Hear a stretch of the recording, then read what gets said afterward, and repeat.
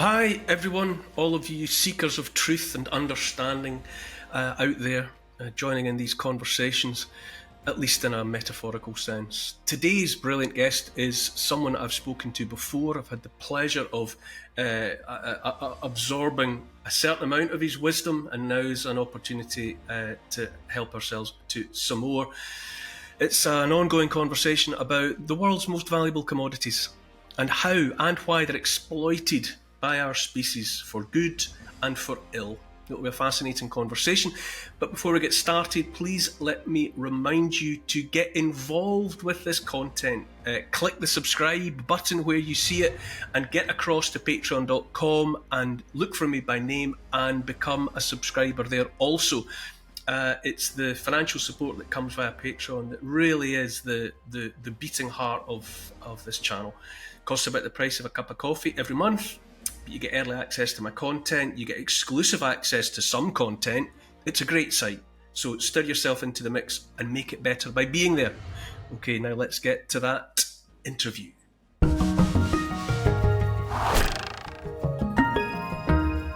Hi everyone, fellow travellers. It's time for another fascinating and illuminating conversation with someone worth listening to. My guest today is Nick Ward, founder and director of Gold Bullion Partners, which is a company that does exactly what it sounds like on the tin, involved in that marketplace of precious metals. Nick and I had a conversation some weeks ago now. We got a great response from it. It touched many people for all sorts of different reasons. So I thought it was high time we get Nick back to follow up and develop a lot of the thoughts that we only just opened the door on last time. Good morning to you, Nick. Morning, Neil. No, thanks very much for having me on again. I know there was so much we didn't cover in particular on the last call. In relation to silver, we didn't even touch on that. So I wanted to go over what we're seeing in the market, what's happening there, because it's a hell of a lot worse than what we're seeing with gold. Yeah. I mean, obviously, there's so much going on. The news schedules are full. There's so much going on. There are so many things that we're all being invited to at least look at, if not be completely distracted by. And over the last few years, I've learned to be mindful in those times. If we're supposed to look at that, what are we not looking at? Look the other way every time, yeah. So as you rightly say, I mean, people definitely have been waking up to the idea about real value, about the sense of paying attention to gold and silver.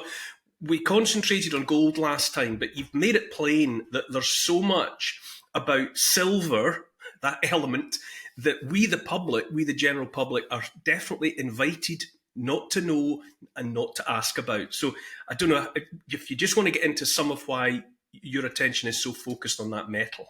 Yeah, absolutely, Neil. So look, silver really is at the heart of one of the most hidden yet powerful financial manipulations we've seen of our time.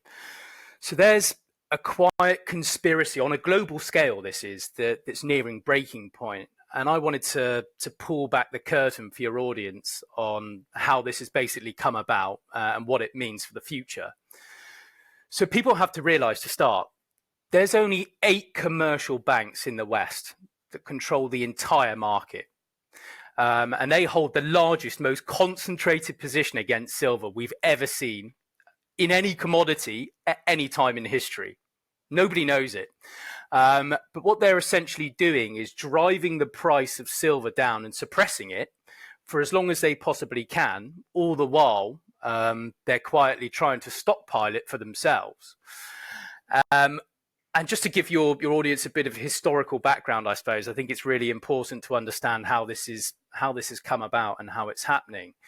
But it really goes back to 1986 under the Thatcher government, when they introduced the Big Bang, the financial reform legislation, which gave oversight of the London gold and silver markets, which were the majority of the global trading volumes for decades. They gave it to the Bank of England, who obviously own the money printers. So you think, oh, that's a bit odd, as obviously gold and silver have historically always been the warning signs of the central bankers and of inflation. So back then, interest rates were not actually driven by the rate of inflation. They were calculated by the price level, which was best determined by the price of gold. So in the 1970s, we saw the gold price go up 1,000%, silver went up 2,400% as inflation was running rampant. And the Bank of England quickly realised that in order to take away this limiting device of sorts, Neil, what they do is they convert the trading of metal into paper promissory notes. So not backed by anything. So they basically put the fox in charge of the henhouse, if you like. And in 1987, the LBMA was created, so the London Bullion Market Association. It was created by the Bank of England. And 90% of the daily trading that was occurring on that was now paper. So basically, as a consequence, there was no limit as to how much they could actually trade or how much they could create out of thin air. Now, in theory, that's okay if you have sufficient metal to back it up. But as soon as you have a shortage, you obviously run the risk of default and you lose control of that paper pricing mechanism. Now, just to give you an idea. Does it mean, Nick? I mean, no. For my own, just so that I make sure that I'm following this properly. In this, is it that it's not just the case that we have fiat currencies that are backed by nothing, that only have a notional value held up by the confidence or lack thereof in that currency, but there's nothing real about it. At the same time, and not disconnected from it, the value of gold and the value of silver are not being allowed to have their natural market-driven value. Exactly They're being that. deliberately manipulated down as part of this broader pushing of a misunderstanding in the minds of most of us about what's really worth having. Absolutely, yeah. They've rehypothecated that industry as well. And they've just created these paper contracts that are backed by nothing. It's exactly like the banking industry, just in the metals industry. It's identical. They are not backed by anything. And the numbers that are actually traded here in London are insane. I mean, at busy times, the LBMA, I think it's about 290 million ounces, Neil, of silver they're trading on a daily basis. So, okay, that's fine, but it's not the entire picture. The LBMA did a survey, I think it was back in 2011 or 2012, and only 2/3 of banks, by the way, even bothered responding to it, and we don't even know whether it was the bigger ones or not. But they themselves admitted back then that the volume of those paper contracts that you mentioned, it's 10 times what they publish. So if you buy 15 contracts, you sell 10, well, technically you've traded 25, but they class it as only 5 as they net them off. So if you want to extrapolate that out, that's 2.9 billion ounces that are being traded every day. Every day, 2.9 billion ounces, and that's 3.5 times the yearly supply. It's insane. You can't even get your head around those type of numbers. So if you want to look at it on a paper contract basis, Neil, that's 400 contracts for every ounce of gold that they actually own. And in the market, you might hear people say naked shorting. There's a big film called The Big Short, etc. But these are naked trades. And what they're doing is they're shorting the market with these fake trades to keep it lower. Absolutely, yeah. You're right. Is there any way in that fog to get a sense of what silver is actually worth? What is the value of silver that we're being told at the moment?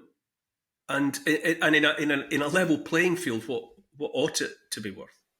Oh gosh, that's a really good question. What is the price of silver, and how does that relate to the price of gold, and so on and so on? Yeah. Now, look, I try and avoid always doing price predictions. I mean, it's a bit of a mug's game, but I generally think the price of it's going to be completely revalued as this debt-based Ponzi. It's going to collapse. We all know that. I mean, it's a miracle metal. It's got so many industrial uses that we can come on to in a minute. But just to put things into perspective, to answer your question there, I suppose, silver's sitting at about a 30% discount below its 1980 high. Obviously, when the Hunt brothers, you might remember that, Neil, when they cornered the market, it was about $50 back then. So the purchasing power of $50 in 1980 is the equivalent of about 1,750, 1,800 now in real inflation adjusted terms. And that's because there's 35 times more debt in the global economy relative to 1980. So back then it was 1 trillion. Now it's 35 trillion. So not only have you got all that debt, there's a lot less silver as well. So look, you could be sitting at a minimum of $300, $400 an ounce. Even if you go back to ancient history, the ratio between gold and silver was 16-1. I know we touched upon that briefly in the last conversation. But if you look at the value of a Spanish piece of 8 or the Roman denarius, you look at how much that would be worth now, you're probably close to £150 an ounce. So there are lots of different perspectives and prices we can use in the past, whether it's recent or ancient history, but we know it should be worth a hell of a lot more than it is at the moment. People, the general trusting population aren't invited or are not, certainly not educated even to contemplate the reality that the price of things like gold and silver is completely, it's just what someone says it is. It's just a manipulated number. And it's manipulated not for our benefit, but for someone else's. Absolutely that. There's no doubt about it. Just to give you some disparity as to the price and what we're seeing in the market. If you just first of all look at the disparity between gold and silver, the silver held in the London vaults at the moment is about 820 million ounces, which is 3.5% of the total amount of gold held in London. It's a tiny, tiny little market, so that they can so easily suppress it. Like I said earlier, it's the most concentrated in the world, and most of it in London is actually gone. So the banks now realise this artificial game is up, and they're going to other areas of the world to try and source it. So even, I think it was back in April, Neil, earlier this year, they showed up in China looking for further cooperation with the Chinese, the Shanghai Gold Exchange. Deutsche Bank, Standard Chartered, HSBC, JP Morgan, they all turned up looking for that cooperation. But we know full well they weren't. They're actually looking for silver because they've run out of it. And the Chinese took great pleasure in posting photos of them on social media, almost trolling them. So we know something's cooking because that price is completely out of skew. Jamie Dimon, Neil, he was over there this year. First time he's been over there in 4 years. And at the same time, he miraculously came out and said that he's taking early retirement. I mean, make of that what we will. But we know because of this artificial price discrepancy, they're in big, big trouble because there isn't enough of the physical metal to satisfy all these paper contracts. I mean, I even saw earlier, a few months ago, Neil, that Bank of America, there's rumor in the market they've got a 1 billion ounce short position with these contracts, and that's over a whole year's worth of production in the market. And that's silver that they have, in inverted commas, sold to people that doesn't exist. It doesn't exist. So if the silver price were to move up, let's say it moves up $10, they'd be sitting on about 100 billion loss. They could implode. They could collapse overnight just on their silver trade. So I don't think it's a coincidence when some of these financial bigwigs are abruptly selling their stock over the last 8 weeks. Warren Buffett, look what he's just done. He's always been a supporter of the banks. Back in 2008, we know that he bailed them out. So what has he done? What has Warren Buffett done? He just sold a huge swathe of Bank of America stock, which is coinciding with exactly the same time that all the banks are trying to go out there and get silver. Now, I can't put a direct link together, but there's no smoke without fire. It almost sounds like the analogy that comes to my mind is that, you know, it's like if you have a petrol-driven car, you need petrol, and they've got their foot to the floor, driving flat out, and the tank is just empty. Yeah. And they've got to get to a filling station somewhere and get some gas in the tank. Oh, that's a really good analogy. I'm going to use that actually in the future. Exactly that. And And look, this isn't just me saying it or the market talking about it. It's been evidenced by multiple regulatory investigations, lawsuits, settlements. JP Morgan they've received the largest fine in history by the Justice Department. 920 million. That's almost a billion for manipulating the market. But this was all just swept under the carpet. No one's talking about it. Julian Assange in WikiLeaks, Neil. There was a dump of classified government cables going all the way back to the 70s, where they even admit that by allowing these paper short positions and transactions without actually having the delivery to back it up, it's designed to deter the public from physically storing and buying bullion and to negate their enthusiasm. What blows my mind is that if you or I, well, if Joe Public was to set up a business model like that, their feet wouldn't touch the floor before they were in jail. Nope. You know, if you're selling something that you and persuade confidence tricking people into thinking they now own something that doesn't exist. It's one rule for thee and one rule for me. It's just classic. We've seen this so many times throughout history. I suppose before any more of time on this conversation goes past, we should probably address why is the world physically consuming so much silver? Where is that gas in the tank being? What's it being burnt on? Exactly. Yeah, I think that leads on nicely. I mean, look, silver's the second most versatile commodity in the world, next only to oil. It's got 10,000 industrial uses as it's the most efficient conductor of electricity that we actually have on the planet. So it's essential for power transmission and the Internet of Things that we keep hearing about, whether it's AI, 5G, antennas, connectors, circuit boards. It ensures that high-speed data can be transmitted, Neil, with minimal signal loss. So it's the only thing that can do it. And as for the demand, that's just growing as technology speeds up, things get faster, all these devices become interconnected, etc. So, I mean, a really interesting statistic I heard the other day, Neil, AI, I don't know whether you've used ChatGPT yet, but it uses 8 times as much electricity as a standard Google search. Incredible. So there's huge industrial demand for it there, but it's also coming from electric car batteries, solar panels. I mean, solar alone's predicted to use 20% of annual silver supply by 2027, basically 2 years out. It's the most reflective metal that we've got, again, on the planet. And at this current rate, solar panel production is predicted to use almost 100% of our current inventory by 2025. So no wonder the likes of BlackRock and Larry Fink, they've started to purchase huge sums of it over the last year. There's obviously, they're the ones that are pushing this whole ESG narrative. Whatever you think of the green insanity, I know I've got my opinion on it, but silver's certainly recession-proof as it's being incentivized by all these governments throughout the world. Based on sort of geological survey and estimates and all of the rest of it, and however much. Is there enough silver on planet Earth to sustain a rate of consumption like this in relation to renewable energy and the Internet of Things and munitions and all of the rest of it? No, absolutely not. So the supply side of the equation is so important here too, because it peaked out in 2016. So the supply in the ground is depleting really rapidly, and it's not being replaced. So new deposit discoveries, Neil, they've fallen about 50% in the last decade. The development time for a new mine is about 10 to 12 years. And the other thing is, silver's mainly produced as a byproduct of mining other metals, whether it's lead, zinc, copper, you name it. So making any rapid discovery is really, really difficult, because only a quarter of it actually comes from silver mines.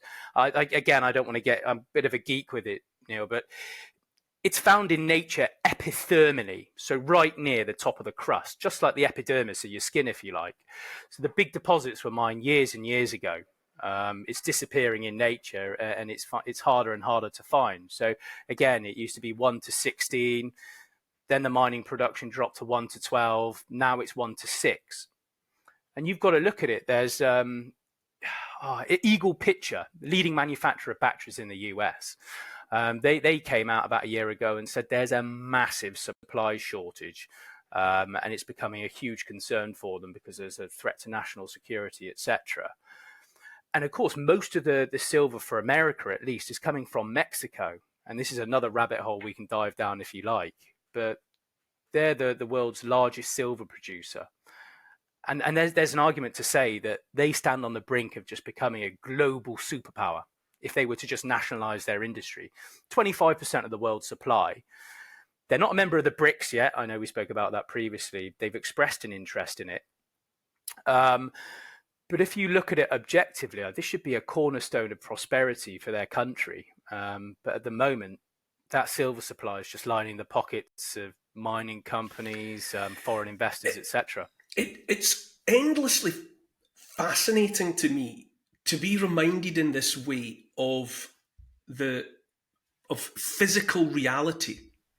You know, we're invited to think in so many ways that, you know, the internet, artificial intelligence, energy itself, can almost be conjured up from nothing. And to be reminded in this way that it comes down to, if you want to conduct electricity, however you're generating it, you need silver. And there's only so much silver on the planet. And unless and until Elon Musk and his ilk start accessing silver in outer space, whatever, from asteroids or on the moon, there's no more silver coming. No, not at all. There's none left. I mean, to mention Elon Musk, I mean, he buys loads of it for his Teslas, Neil. Absolutely loads. One of his friends even joked that he should actually consider buying a silver mine itself just to guarantee that supply. And that's not to even mention what Samsung, I think, are doing. They've just developed a silver solid state battery. Completely revolutionary technology. This thing on a 9-minute charge can go 600 miles. It leaves Tesla in the dirt, and that's made out of solid silver. So nothing else can do this. And obviously the Americans have cottoned on to this. They have done for a while. Look, going back to Mexico again, their president, AMLO, earlier this year, he was talking about nationalizing their silver and regaining their silver sovereignty, which obviously aligns with their strategy of just becoming more independent. They already nationalized lithium, by the way, which is currently conducting a lot of electricity in these batteries. But he was really popular with a lot of Mexicans who saw him as the people's president, etc. But look, if he was to go and nationalize those mines, there could be a huge supply shortage of it again. There's such an interesting historical precedent for it. When the Spanish and the Portuguese hit the Americas in the 15th century, shortly thereafter they found a mountain of gold. That when they started shipping it back to Europe, it was as much silver arriving that had been circulating in Europe for centuries. Completely destabilised that, because suddenly there was twice as much silver. Yeah, all by they found a mountain of silver, a solid mountain of this stuff, and just started shoveling it back. To Madrid, and so on and so on. And they come up with all manner of excuses as to why they needed to go and invade over there and obviously take over that continent. We're not as a species. We are not contemplating, far less addressing finite resource, are we? I mean, that, you know, when it comes to everything is finite. Well, you know, certain things, return. You know, what water returns to us relatively quickly because it doesn't leave. But, you know, the silver that we vaporize, you know, every time a smart bomb detonates somewhere, is not going to come back. It's almost it's impossible. Still there, but it's not going to get crystallized back into this crust to be made available again for a very, very long time. No, not at all. You can't. Technically you can recycle it, but with current technology, it's almost impossible. You're right. It's vaporized. Now, I know we're recording this off the back of the election. Trump's obviously just got in, Neil, but what's so important to link all of this together is the rhetoric that we were seeing before he won, coming from the Republican Party, about the need to invade or bomb Mexico to suppress the cartels, of course. Trump's fantasized about it. There's even a number of moderate Republicans comparing them to ISIS already. Now, where have we heard all of that before? Manufacturing a crisis over a strategic resource. So I'm not saying, again, this is definitely going to happen. They've certainly been speaking about it. The thing is, AMLO, he's now just gone. He's been replaced by a new president called Claudia Scheinbaum. This was back in September. The thing is, she's just taken over, and a week before the election, who was she seen having secretive meetings with and being pictured with? Larry Fink over at BlackRock. And she's a WEF candidate in an election where 37 people were murdered. Is that a coincidence? I don't know. I just don't know. But it certainly makes you think. How much of a difference do you think it would make if the substance of this conversation we're having now was general parlance? You know, if this, let's say, the availability of silver, given how much it matters to technology, to the military-industrial complex, you know, how much difference would that make if we weren't allowing ourselves all the time to be distracted by whatever we're given, and we were actually paying attention to things like gold, silver, why it matters? Oh, it matters so much, because going back to a hard money standard is going to it's going to enable society to prosper again, get back to a end usury for a start, because that's what's keeping so many people on the hamster wheel, by having their savings inflated away through the back door in terms of inflation. The whole current system of just rehypothecation is designed to keep you down in your place and not raise your head above the parapet. They put up the ladder, and then they can sit in their ivory tower and look down on you. It's just all about control. I mean, ever since the establishment of the Federal Reserve, and I know we've touched upon that. But I think another reason, yes, it's economical and it benefits the Ponzi scheme to allow them to suppress the price of it. But there's another elephant in the room, Neil, that they are not talking about at all, and it's something I really wanted to discuss with you. And this is the military-industrial complex, and its link to all of this, and the veil of secrecy that they've got about their usage of silver. It's now estimated to be worth 15 times more than the industrial and the investment demand put together. So everything we've just been talking about the electricity and the Internet of Things, everything else, it pales in comparison to what the military are doing. And I've done some digging, Neil, and the US Geological Survey, they completely omit military usage for the metal. Why are they doing that? The US, the Department of Defense, they stopped the reporting of silver usage in the military back in 1995. So that's rockets, missiles, fighter jets, submarines, satellites, radars, nuclear weapons, you name it, everything. All of them use a huge amount of silver. And to treat them with a healthy degree of suspicion as well, I don't think is unjustified, because you've just got to look back to what they did in the early 40s with the Manhattan Project. So just for anyone that doesn't know what that is, it's when they tried to create the first atomic bomb. So in complete secrecy, the War Department, they removed 14,000 tons of America's silver bars from their vault without telling the government, and turned them into magnetic coils for these bombs. 14,000 tons back then. The Russians have only got 92 at the moment. And to think that's 80 years ago. I mean, technology's come on in leaps and bounds now. And there's hardly any data, but I've been siphoning through it. And some of the data leaks and interviews that people have done in the industry are really, really interesting. Obviously, a lot of them are anonymous. You can't verify them, etc.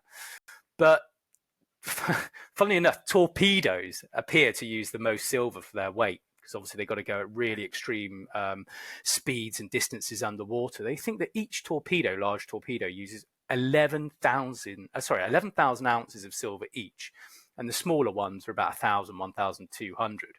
And when that torpedo detonates, that silver, that 11,000, is effectively gone.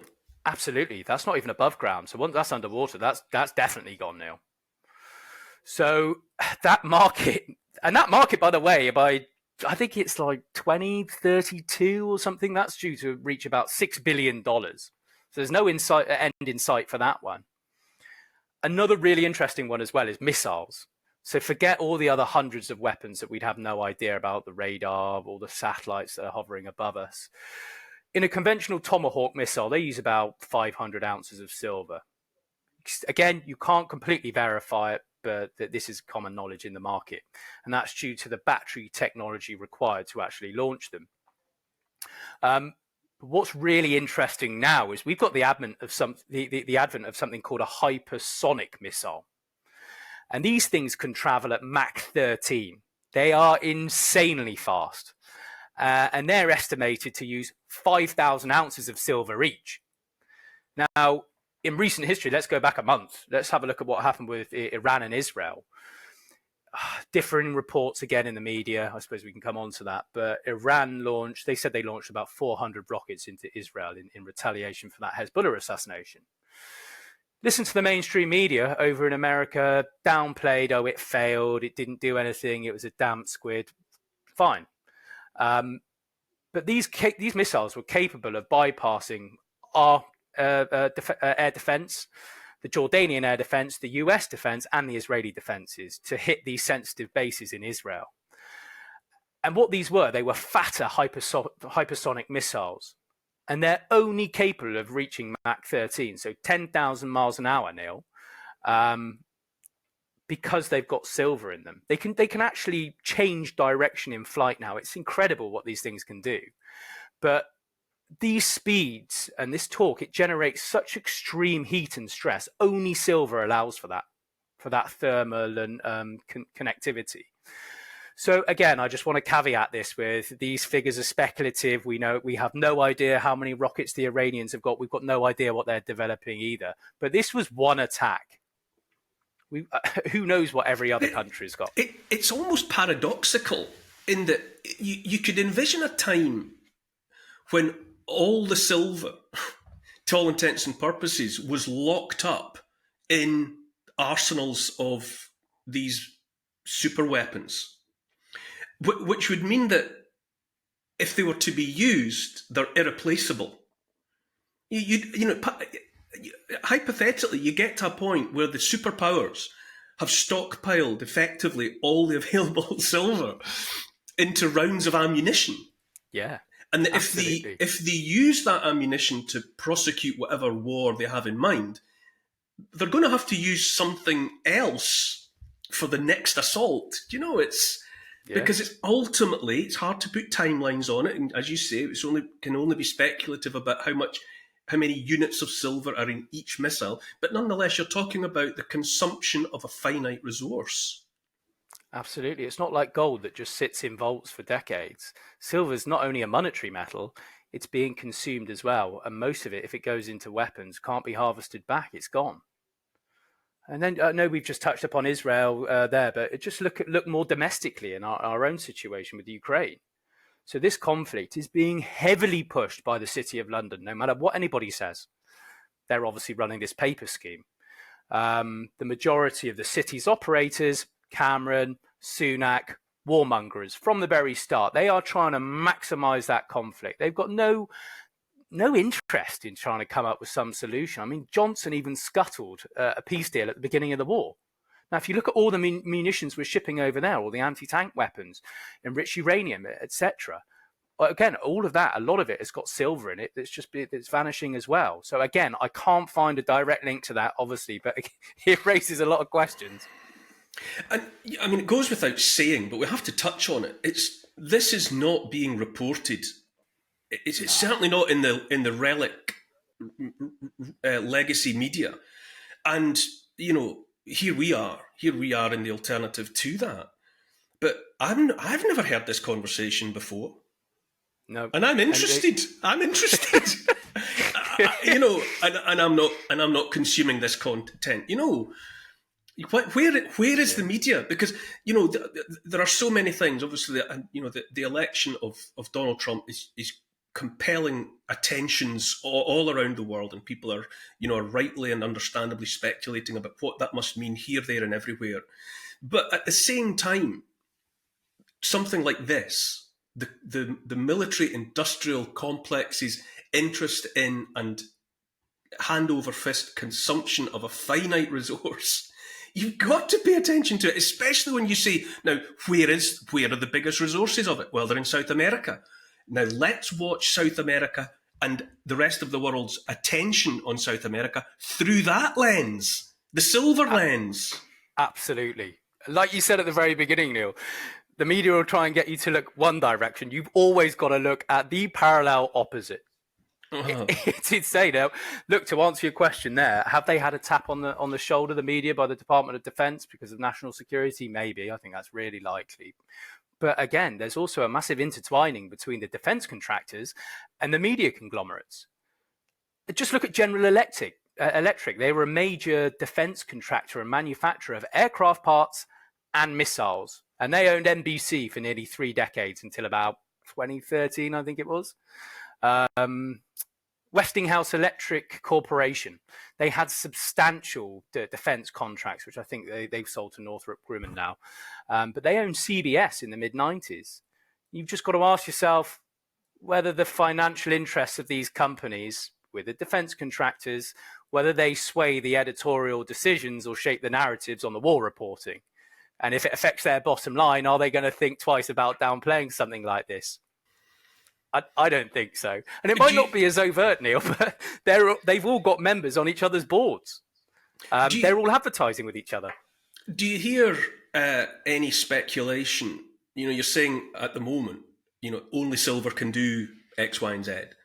And you mentioned, I think lithium, has conductive qualities that make it desirable by some of the same people for a lot of the same reasons. Do you hear any speculation that there is any fallback position? Once we've used up all the silver and once we've burnt up all the lithium, we hear about, technologies that are 20 and 50 years ahead of what the public are invited to know about. Yeah. Are there supersonic missiles, hypersonic missiles out there that are actually flying with something else on board? Look, it's just speculation, I know, but do you hear gossip? Do you hear tremors in the wires? Not that I know of, and you're absolutely right. We only get to find out about technology 30, 40, 50 years when they've already got it. I mean, look, they've probably had ChatGPT for 20 odd years already. And you see these reports of these Tic Tacs and everything flying around. Who knows? I don't know. But the military industrial complex wouldn't need to keep it quiet, and the banks wouldn't need to smash the price of it down if it wasn't valuable. They know something's up. They really do. But I suppose to get to brass tacks or silver tacks, what then are the realities for people that are looking at metals and looking at that market, in terms of where prices are, where prices might go? I mean, it's all just speculation, but that then it is a speculative industry by definition. Yeah, absolutely. What are the realities? If people are paying attention and contemplating how to, in this world which feels like a swamp for value, everything just seems to get sucked down into the inflationary swamp. Yeah. And people that are looking for any way in which to secure the value of their effort. Absolutely. And people are doing this for long-term wealth preservation. It's protecting what you're lucky enough to have. That's why people buy gold and silver. But you're right. A rising tide lifts all assets to an extent. The thing is, silver's a hell of a lot more sensitive to inflation than every other asset as well. That's why in the 70s, Neil, it went up 2,400% at its peak. Gold only went up 1,000%. It's incredible. No wonder they needed to keep it down, because they could probably see what was coming years and years ago with all this technology usage that we're now seeing used. I mean, are there any mechanisms by which any exposure of reality that would permit silver and indeed gold to reach what are their actual values? Whatever an actual value is. Would anything that suppression takes a lot of effort. Holding something down is an enervating effort. Yeah, it is.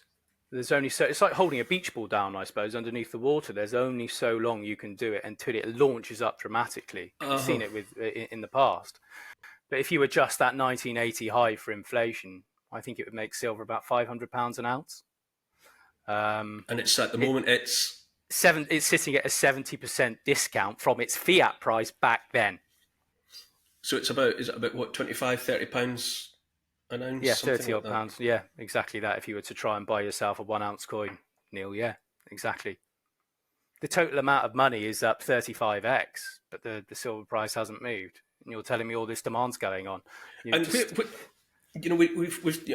listened to yourself included, people talking about the way in which gold is being repatriated by nation states, Russia, China, and smaller states besides are trying to get their hands on as much gold as they can. Is that happening in the same way with silver? Yeah, absolutely. The thing is, the Bank of England and the Fed, they don't have huge reserves of silver like they do gold. The Russians, obviously, like I said earlier, are starting to stockpile it. So are the Chinese. What's really interesting, actually, is India. They're adding to the squeeze, and they're doing so to a huge extent because they've got history of doing that, actually. And what's really interesting is the demand from India alone, Neil, could wipe out the silver vaults in less than a month. So they just bought over 800 million ounces in the last 2 years, which is what we supposedly hold here in London. That's the entirety of the LBMA's vault. So silver imports, I think, in the first 6 months of this year jumped to over 4,500 tons. And that was up from 560 last year, which was also a record, Neil. It's up 7 times in a year. So they're repatriating it. Yes, the Indians in particular. India's seen a huge surge in their middle class, fueled by all this outsourced labor, which is lifting millions out of poverty, which is great. And as their purchasing power increases, they're embracing all the modern conveniences, all the mod coms like air conditioning, washing machines, fridge freezers. Last year, only 5% of Indian households had air conditioning, Neil. India's a pretty hot country, so they're going to require a hell of a lot more silver just for their power grid. Silver's number one conductor of electricity. What else can do that? Nothing. And there are so many ways to think about it. When you contemplate, say, cryptocurrency, and let's just say Bitcoin as a shorthand for cryptocurrency. But we know that the mining of the summoning into being of Bitcoin takes enormous amounts of energy, and that energy is conducted in large part, as far as we know, by silver. So you think, why are you bothering to consume all the silver to make the Bitcoin when you could just have the silver? It shortcuts that. Because ultimately, if you don't have silver, as far as you understand it, you can't make Bitcoin. No, absolutely. So just have silver. It's a chicken and egg. Just go straight to the source. Yeah, we let's touched make upon that. Bitcoin. Let's use that. Let's use that to make that. Well, you started out with the silver. Just hold that. Exactly, Neil. And people are saying, "Oh, there's going to be Bitcoin wars throughout all these different nations." Let's look what the nations are actually doing. I think we're actually going to experience silver wars between industry sectors, military, aerospace, solar, electrical engines, all competing for this number one conductor of electricity. So without it, you don't have any cryptocurrencies, none of them.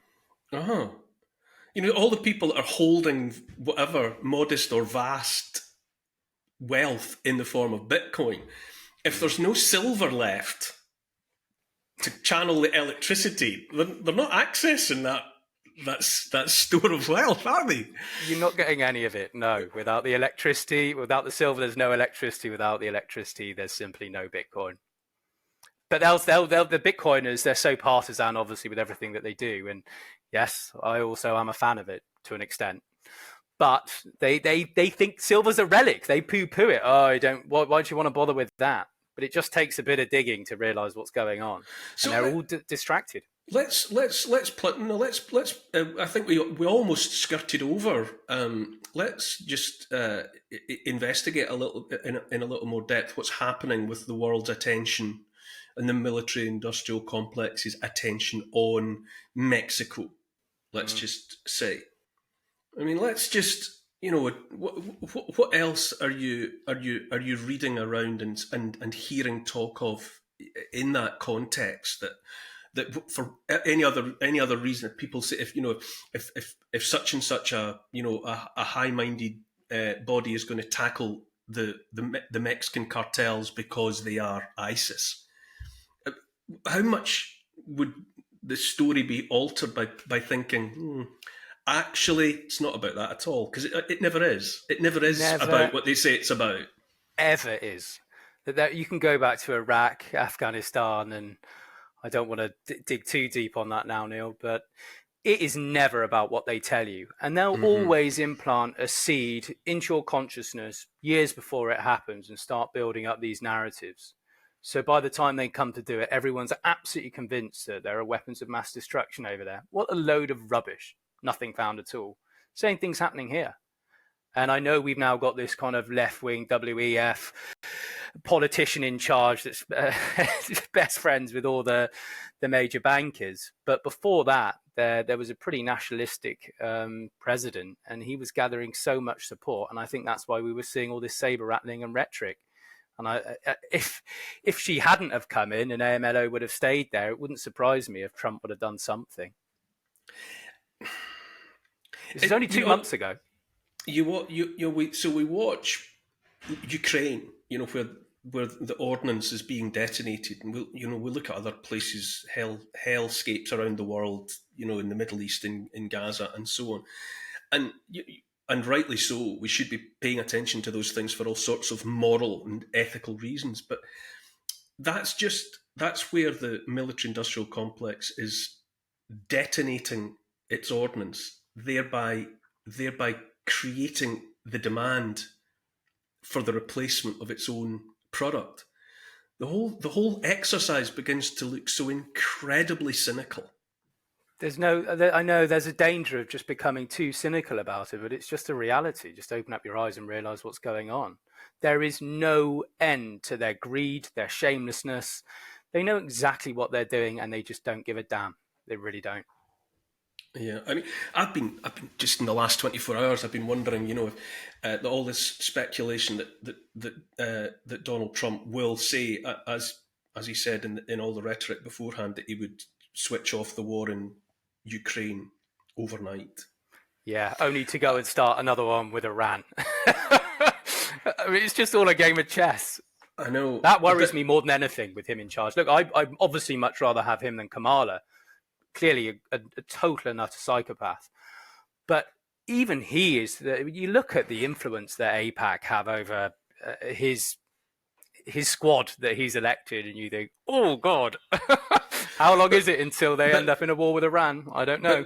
And when you start looking at Ukraine, what we know about it now, that all the way back to at least 2014 and the US-led coup that provoked the civil war, which then eventually drew Putin's Russia in 2022.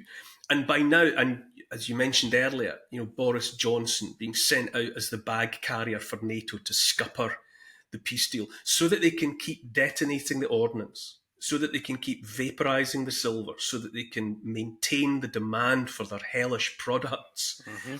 Now, if a phone call takes place that says, we've squeezed every last drop of juice we're going to get out of that benighted territory in Ukraine, and we're just going to move on from that.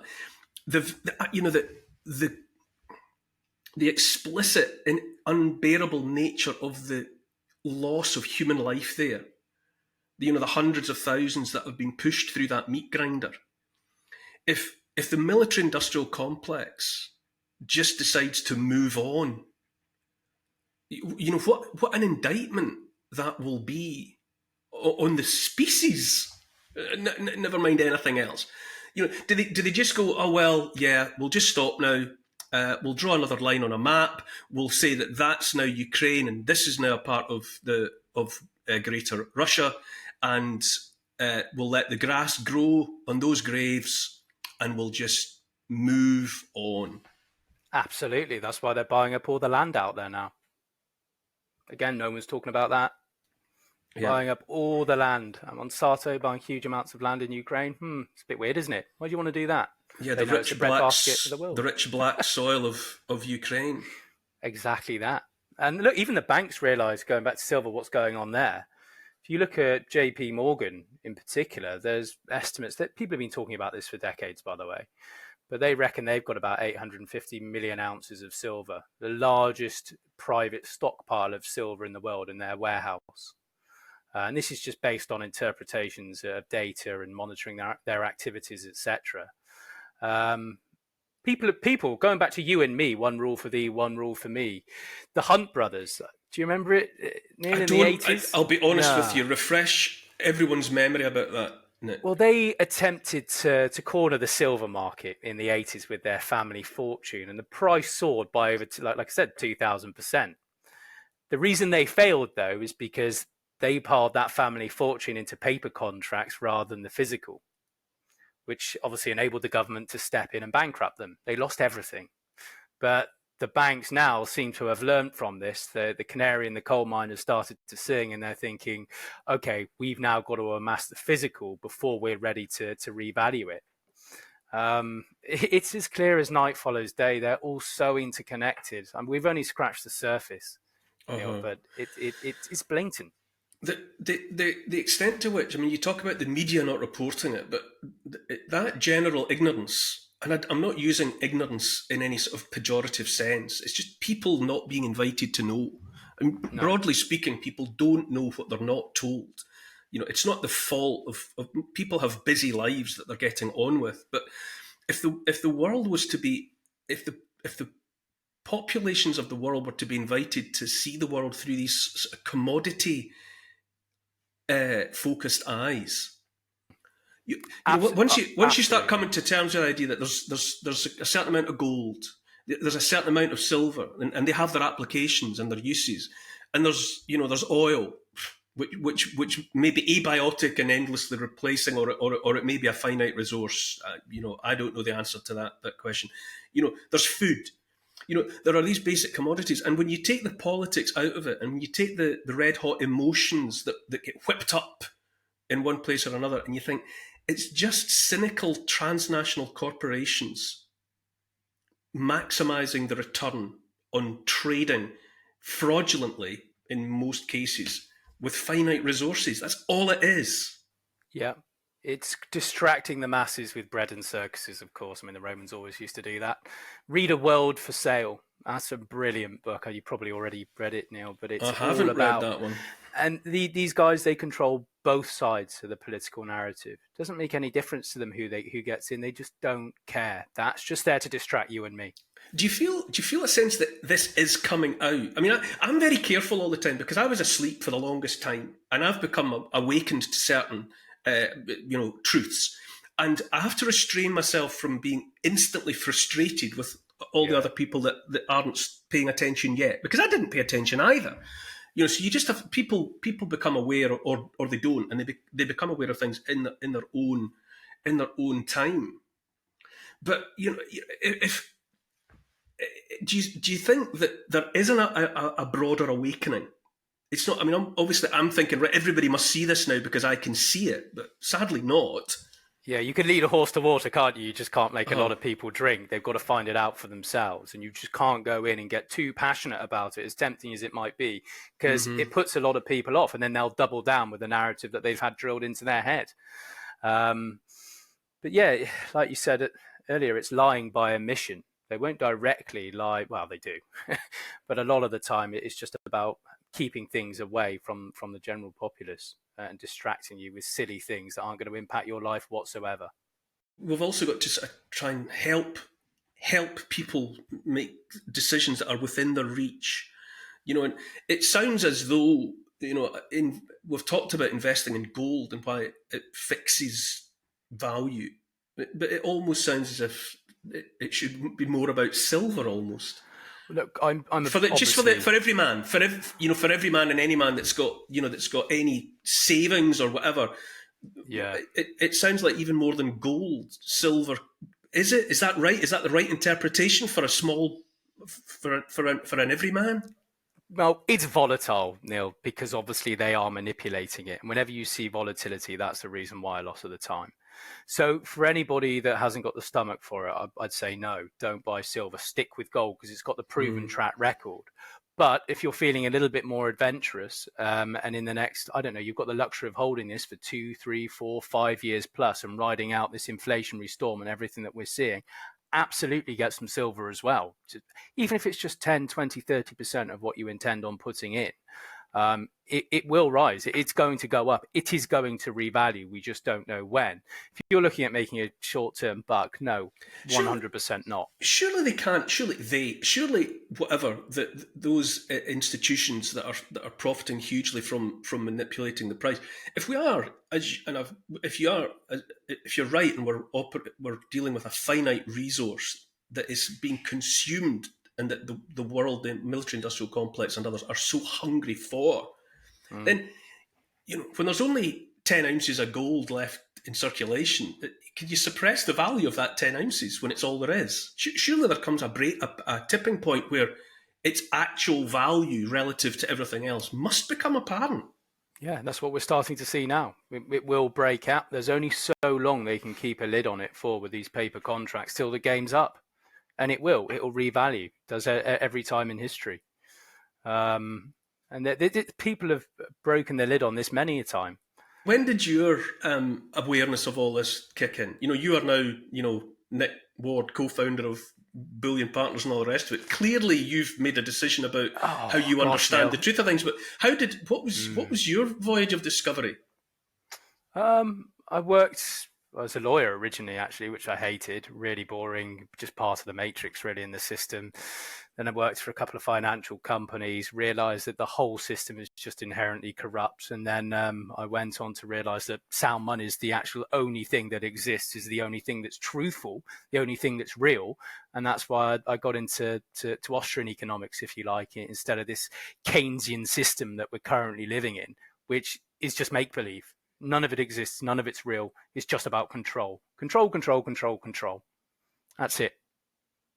So that long story short, I suppose, initially went out to think, I'm going to found a gold company. No, I didn't. I was naturally led there. I've always known what's been going on in the financial markets for 12, 15 years, but to every other rabbit hole that I've been down now, that was just, I suppose, pre-COVID, over the last 5 or 6 years, do you actually start to realize how interconnected everything is? You can realize what's going on with money, the banking system, the establishment of the Federal Reserve. The Creature from Jekyll Island, that was one of the first books I actually read that got me onto this. You probably read that one, Neil, but that really opened my eyes. And from there, it's just a never-ending pit of discovery, I suppose. I should have asked you this. I can't remember if I asked you this question in our first conversation, and if I haven't, I should certainly have asked it earlier. But here we are, it's occurred to me now. Is silver more useful than gold? Absolutely. I mean, gold is used for a couple of things. It's why is this perpetual, never-ending, immortal value of gold is an interesting one. I mean, obviously, it has rarity. It has rarity value. But if it has fewer applications, and silver is this enormously flexible, applicable element, it's like the disparity between, if it's 16 times difference, and at least, and shouldn't it tip the other way?